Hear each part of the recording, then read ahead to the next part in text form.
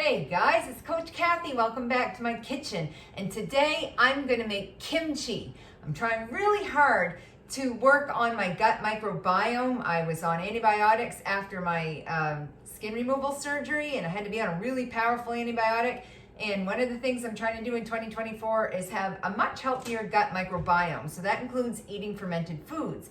I'm actually currently brewing some kombucha too that I'm going to bottle tomorrow. Maybe I'll make a video out of that. And I'm by no means an expert in any of this, but there is all kinds of really cool information all over the internet and here on YouTube. And so I'm actually using Joshua Weissman's recipe for kimchi. So props to Joshua. This is his recipe, not mine, but we've made a lot of his other things and had great success with them, and he's very easy to understand. So I just thought I would introduce you guys, all of my followers, to him. But if you do like content like this, just hit like and subscribe and the notification bell so you never miss fun cooking videos like this. So let's get started. The first thing we need to do is talk about the cabbage. So this is a Napa cabbage, and this is a big chunky boy. He's pretty hefty, but you just want to make sure that he's nice and bright and green, and you don't actually need to worry about cleaning this right now because we're going to rinse it after we salt it. And other ingredients that you're going to need is an Asian pear, and this has already been peeled. We're going to need a couple of knobs of ginger peeled, and a daikon radish, which looks just like this except for it does have a white peeling, and I've already peeled this. And then in his recipe, he also uses green onions and julienne carrots. And you know I like to work smarter, not harder, so whenever these bad boys go on sale, I always grab them. So, the first thing we're going to do is actually slice our cabbage. And he says that you want to take your whole cabbage and you're going to cut the bottom off first. Helps to have a really big chef's knife when you're doing this. So this is my guy from my business, and I love this knife. So we're going to quarter it. So we're going to cut it in half, right down the middle. And then, oh, isn't that a beauty? And this is a good way you can tell how dirty or clean your cabbage is too. You can kind of just look in here and see. So now that we've cut it in half, we're going to cut it in half again. Half again, and now we have 4 quarters. So now these are going to, and kind of tuck those right in. You can use these as long as they're not too yucky looking. Actually, I already did remove some of the outer leaves before I started filming, just because they were kind of gross. So, you know, you might want to just remove the first 4 leaves from the outside. So he says to cut this into 1-inch segments. So roll your fingers back so you don't end up losing them. And we're just going to do a few here. Kimchi has been so popular lately.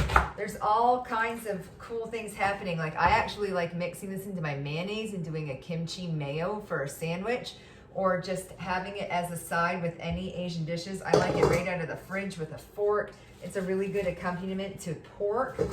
And there's even like kimchi fries now, like loaded kimchi fries, and people are putting it on top of hot dogs instead of sauerkraut.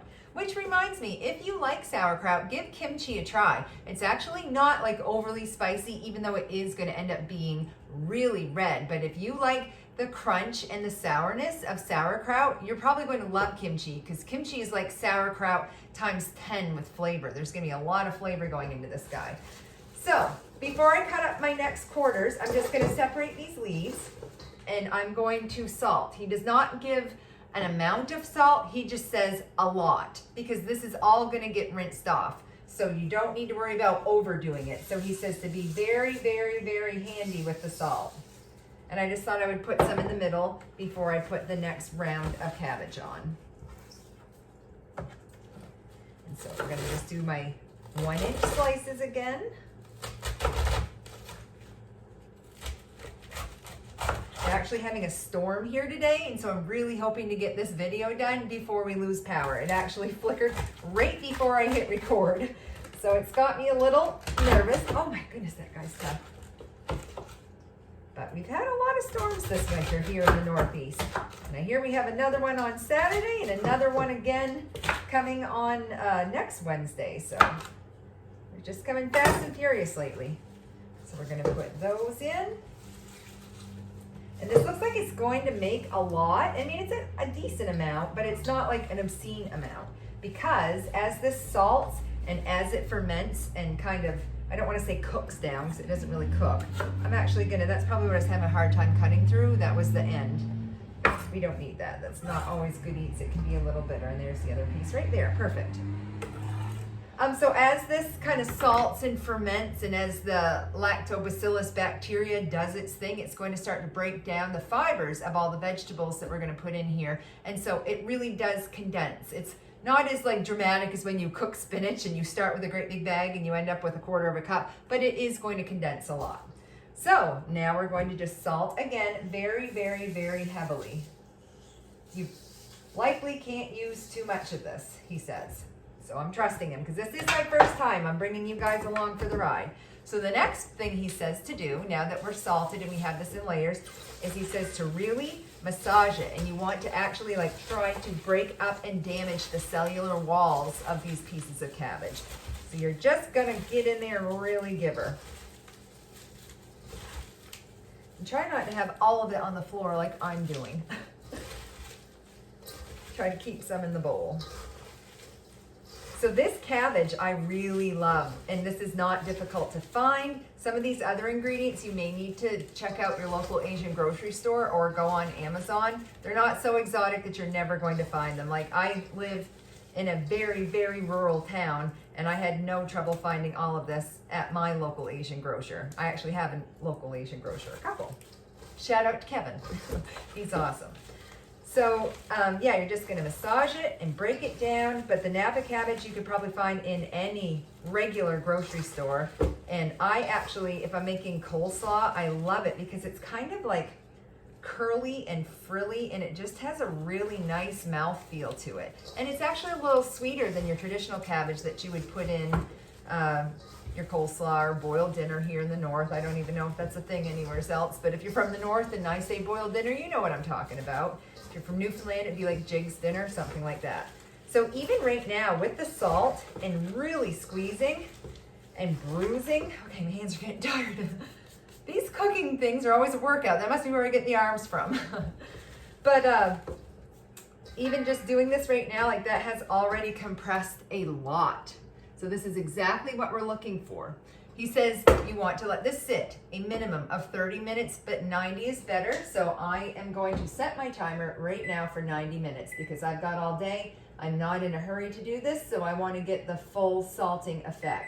If you're a pickle maker, you're probably familiar with having to do this and salting your pickle ingredients overnight. This is just kind of a common way to break down some of the cell walls of those vegetables. So while that's going on, we're going to move on to the next part, which is going to be the paste that all of this is going to get coated with. So this was really cool to see how he did this. And I knew kimchi had a little bit of sweetness. I just didn't know where it came from. I assumed it was sugar, but it's actually because there is an Asian pear in here. If you've never had an Asian pear, it's sort of like a pear and an apple had a baby. As you saw, it really looks like an apple, but it does have that kind of mealy, more wet texture of a pear, a traditional pear, but it is incredibly sweet. I love them right in the fridge, right out of the fridge, nice ice cold. I'm gonna eat a piece right now. So sweet. And it's very floral too. It's exotic. You could use a regular pear though. They're not so dissimilar from a regular pear that if you can't find an Asian pear, you're just out of luck and can't make kimchi, I guess. No, don't worry about that. So I'm just kind of quartering this so it's going to, or cubing it I should say, so it will blend up easier in my Ninja Bullet, which is what I'm going to be putting this in. And so then the 2 pieces of ginger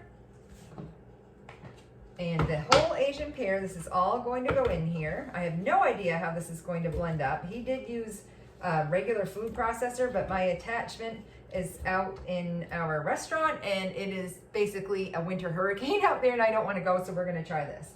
And then he said there is 6 cloves of garlic. I don't have fresh garlic. I only have the jarred garlic, but usually a teaspoon is the equivalent of a clove. So I'm just gonna kind of eyeball it. And it's garlic. I mean, let's be honest. Can you ever have too much? I don't think so.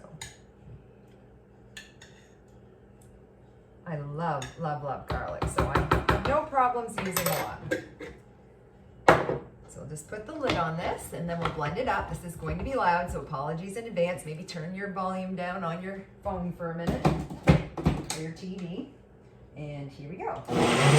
There, that looks nice and wet and no chunks is what we're looking for, so that this will evenly coat all that cabbage after. So this just smells like a garlic ginger smoothie, but you can see there's virtually no chunks. Fresh ginger is very fibrous, so you're never going to get it to like a actual totally runny stage, but this is pretty darn close. Let me just grab a spatula. This is going to go right in here. And the next ingredient is one that is going to be a little exotic, and you're going to want specifically Korean red pepper flakes, and it's actually a powder, and mine is actually called Kimchi red pepper powder. This is the kind I'm using. I have no idea how spicy this is. He says to use 1/4 of a cup. I'm a little scared because he says the longer it sits, the spicier it gets. I actually, since having surgery, cannot handle overly spicy foods, and I don't want this to be offensively spicy. And even your that much fresh ginger is going to provide heat, and that much garlic will kind of feel hot on the palate too. And yes, the salt that we're going to add to this later is going to mellow it out some, because even though we are going to rinse the salt off that cabbage, we are going to be adding fish sauce to this. And actually I can do that right now. We have 1/4 cup of fish sauce going in. This is sometimes available in a local grocery store. It doesn't have to be this brand. Any fish sauce will do. And but if you can't find it, it is available online. And it's actually becoming, as Thai food and Korean food kind of get more popular, you're able to find it a lot easier now. I've been making pad thai and different things like that for about 25 years. And in the beginning, it was like, oh my God, if I have fish sauce, and I would go buy all 10 bottles just so I wouldn't be without it if I ever did find it. But now it is at my local grocery store. So hopefully you don't have any trouble finding it too. If you absolutely couldn't find it, you could use soy sauce as a substitute. So it's super, super salty though. You can maybe even see the crystals will even form up in the bottle as it sits. This never goes bad because it's so salty it couldn't. But it's incredibly salty, and that's why we want to make sure that when it's time in 90 minutes that we really rinse off our cabbage well, because if you don't get all the salt off that, and now we just added 1/4 of a cup of this, like if you watch my Thai dressing that I made in my last video, I used like 2 shakes of it. And that would maybe be like 1/4 of a teaspoon because it's incredibly salty.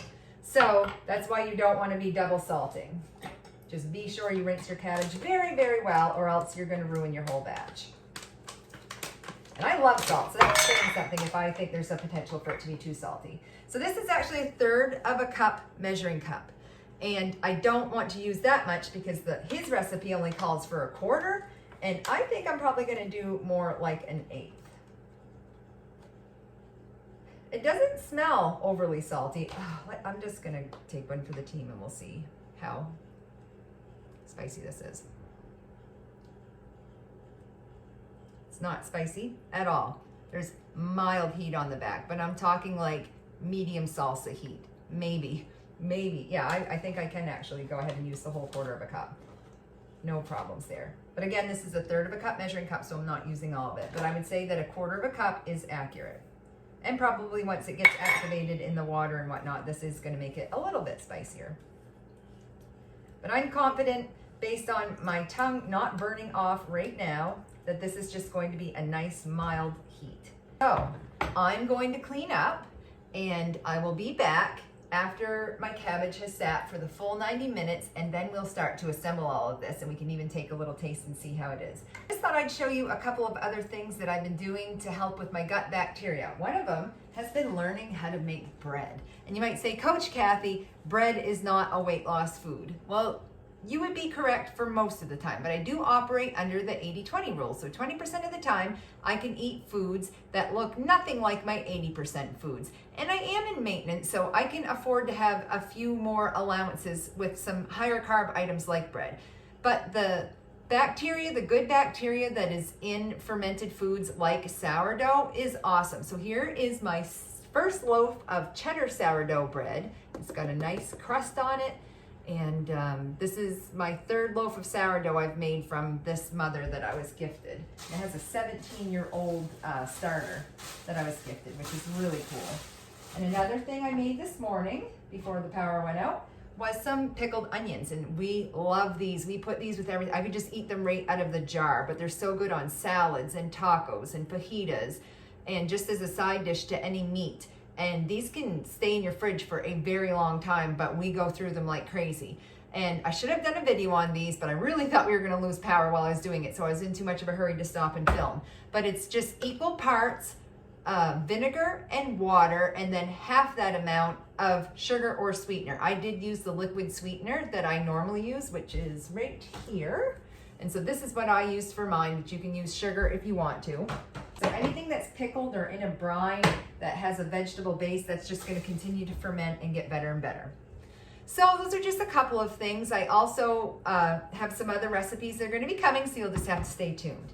And in the meantime, while our cabbage is still doing its thing in the salt, I'm just going to go ahead and cut up some of our daikon. So daikon is in the radish family, but it's a very, very mild taste. So if you think like, oh, Kathy, I don't like radishes, well, you're probably going to enjoy daikon. And all I can say with any of these foods, if they're not like in your normal eating repertoires, just try it. See what you think. If you don't like it, you're not out that much. And these get cut into, he called them baton-sized pieces, so these aren't quite matchstick the way our carrots are going to be. But it goes pretty quick. As always, you just want to tuck your fingers away, and you want to grab your knife back here at the butt, and you know, you don't want to be cutting like this. You're going to cut your fingers off. So grab your knife and pinch it, and then roll your fingers back. My husband and I actually just watched Julie and Julia the other day. We love that movie, and she was so frustrated when she first started taking cooking lessons at Cordon Bleu because she couldn't chop as fast as all of her male student friends, and they told her how to do the tuck and chop. So you do not need to be a professional chef to have good knife skills. It doesn't take that long, and it doesn't take that much practice. But it does take a good knife. Don't be afraid of using a sharp knife in the kitchen. A dull knife is a great way to lose your fingers too, because you're going to try to manually do what the knife should be doing. So it should just slide right through. Having said that, this knife is a little dull right now. It gets a lot of use, and so usually means sharpening. Chris is normally my sharpening guy. Chris is my husband, but he is working today. In this storm, he drives a ferry boat because we live on an island. And so he's got to stay down there while this is all going on. So I'm going to go ahead and stick these right in the bowl. These will also get tossed in that Korean chili powder flake, Asian pear, garlic, ginger mash, but not yet. We'll do that all together. And so the last ingredient, I can put all of these carrots in right now too. He didn't really measure these too much. I would say that's probably a cup of shredded carrots. If you don't like carrots, don't use them. With green onions, you always want to make sure there's no slimy guys like this. Get those right under there if you have them. And sometimes there's yucky ends on them too. These actually look quite clean. I'm pretty impressed with these. But we don't want the white ends. So the best way to do that is to just line them all up. Even do 3 or 4 at a time if you're not super knife savvy, and just cut 1/4 of an inch up. Just get rid of those tops. And the rest we are keeping. Just cut those. I call them tops. They're obviously bottoms. That's the part that grows out of the ground. That's where the dirt's going to be, if there is any. But it is nice sometimes. Like I always say, work smarter, not harder. If you buy the organic ones that are already pre-washed, it makes your life a lot more simple. So I'm just going to bunch these up, And then he says these are to be cut into about 2-inch pieces. So about like that. And also, because of the fish sauce, just like the salt is doing for our cabbage right now, the fish sauce, salt, will break down the fibers of these too. And kimchi does still have a crunch. It's not like you're going to be eating a giant spoonful of mush. You know, kimchi is pleasantly crunchy, but it's not like you're eating completely raw vegetables either. And the longer it sits, the more it ferments. This is so pretty. We have this nice confetti of daikon and green onion and the carrots already. So that looks great. And there is not one more thing to do besides wash my cutting board and just wait. We have about an hour left. So I'm gonna go have a cup of coffee and then we'll come back and put this all together. Hey, I'm back and I just got done really rinsing this. Look how much it condensed and it's really soft and it feels like it's been cooked, but it's just from the salt. So it's really gone down by at least 2/3 of the size. So what I did was I took little handfuls, like about this big, and I rinsed and I rinsed and I rinsed and I placed it in a separate bowl until all of that was done.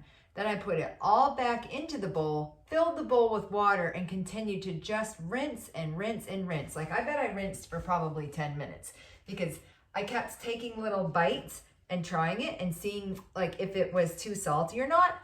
And now it's just a very mild salt flavor because you're never going to get rid of all of it and you don't want to, but you just wanted to get rid of most of it. So anyways, it's all prepped and ready now. And we can go ahead and add our daikon, carrot, and green onion mixture right to the cabbage mixture, our salted cabbage mixture. Get all that in there. Carrots can provide some sweetness and some crunch too. And this is the part where you're going to want gloves and you might want to get your vessel ready. So this was just a little made by the company Anchor. It's just kind of where the mason jars are in Walmart. I think I paid $7 for this because we're going to start to stuff our kimchi into the glass jar now. And this is not fermented yet. Even though it's salted, it's not fermented. We need to let the good bacteria work its magic. And it's actually going to sit on the counter. Josh Weissman says anywhere from 4 to 7 days. He prefers 6. Now, after 4, you're going to want to start tasting because it's going to start to get very strong from every day from day 4 onward. And this is where it does become a personal preference because it's going to stop fermenting enough that it's going to affect the flavor once you get it cold. So this can go, like I live in Canada, I can put this right on my basement steps and it's going to be as cold as my fridge, if not colder. But you may want to put this in your fridge too. And if you leave it out on the counter, it's just going to keep fermenting and fermenting and it's going to get almost like alcoholic and off tasting and go too far. So you don't want to do that. You want to just let it go to at least day 4 on the countertop covered, and I'll show you how we're going to cover it in a minute, not with the jar, or you will bust, it will bust. This is going to produce gases. You're going to see bubbles, and you know, that's the fermentation process. So you can't put a tightly screwed lid on until you're done fermenting it and it goes into the fridge because that will halt the process. So we are going to take, and this smells fabulous, this ginger and garlic and the Korean red pepper flake and that Asian pear that all got blended together. This paste is going to go right in. I've been so excited to do this. This is the best part. And I do have gloves on because he said that the capsaicin in the red pepper flakes can really sting your hands. That doesn't sound like fun to me. So this is where you just want to make sure everything gets nice and coated, and take your time doing this. Really kind of rub it together in between your fingers. Some of that cabbage is still connected at the bottom, and you're going to have like the little layers of leaves, and you want to get this paste in between and into all of it. And this is kind of an orange color right now, but as this ferments, it's going to turn into a fabulous red color. It will get more and more red the more it ferments. I'll try it at day 4. I do like fermented foods, and I don't mind a little bit of funk. I just don't want it to be too strong or too fermented. So there is a happy medium for me, and I'm guessing I'm probably going to be a day 4 or a day. It might be enough for me at day 4, but if not, I'll let it go to day 5. And I will check back later on in another video and give you an update of how this is going. And from a weight loss standpoint too, people with a poor gut microbiome actually tend to be more overweight, even to the point where endocrinologists are looking into doing something called fecal transplants now. That's how important your gut microbiome is to having a healthy weight. And enough that they're noticing very promising results. So I'm not exactly about to go take a poop pill from anybody, so I'll make kimchi first. This looks really, really well combined. It feels nice and squishy, and the pieces of daikon feel nice and snappy. I can't wait to try this. So he says you want to pack it down into your, oops, I just blew a kimchi. You want to pack it down into your jar, and then kind of press as you go. I want you to be able to see this, so I'm going to switch these. Press down as you go.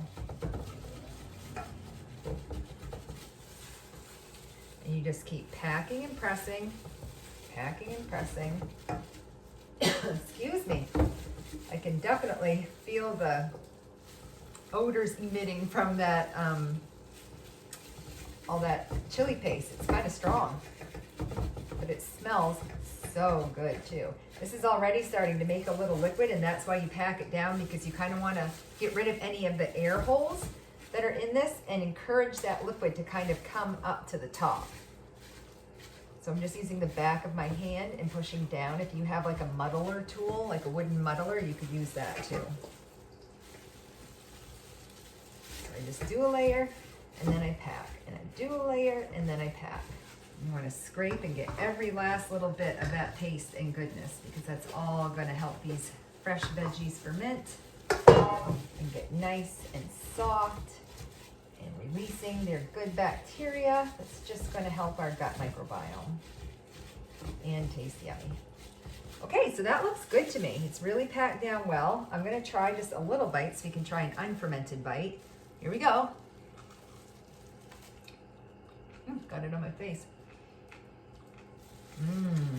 Oh, it's good. It is spicy. Not too spicy though, in a weird way. It tastes lemony, even though there's no lemons or citrus in this. Wow. Definitely spicier than when I tried it dry on my tongue, but it's not offensive. Like, again, out of 10, maybe a 4, or maybe. I use a coffee filter, and that's what I'm going to use here. Goodness, did this ever make a mess. Just wiping that off. And again, this sits on the counter. This does not go in the fridge. This goes right on the counter for my 4 days. And I'm just going to, this is the lid. If you screw this tight and walk away, you are going to have a glass explosion, and you're going to have kimchi glass confetti, and that is not good eats. So this is for once it goes in the fridge when you're done fermenting. But while it is doing its fermenting, I just have a couple of coffee filters. These were cone-shaped ones, so they didn't lay on right super flat the way basket style would. So use what you got, right? And on that note, save all your jars, all your glass spaghetti jars, like your spaghetti sauce jars. Anything that you get that's in a glass with a lid, save it. You can be using that to ferment all kinds of things and make pickles. And like my pickled onions, that was in, I put those in 2 leftover spaghetti jars that I had. So there, here we go. This is our finished product, and it's all ready to just sit on my counter and get nice and yummy for the next 4 days. It already tastes great, but it's just gonna get better and better. I might have kimchi on my face. Anyways, I really hope you enjoyed this video. If there's any other fermented foods that you think I need to be trying, let me know. I'm always open to cooking for you guys and trying, viewer requests. And if you are a kimchi fan, let me know how you like it. Have you had the kimchi fries yet, or do you make kimchi mayo? And if you've made any of the fermented fruit soda pop yet, let me know. I am just so excited for this whole world of fermentation, and I'm excited to see what it does for my weight loss journey too, and weight maintenance. So anyways, on that note, thank you for watching. Hit like and subscribe if you haven't yet, and we'll see you for our next video. Bye.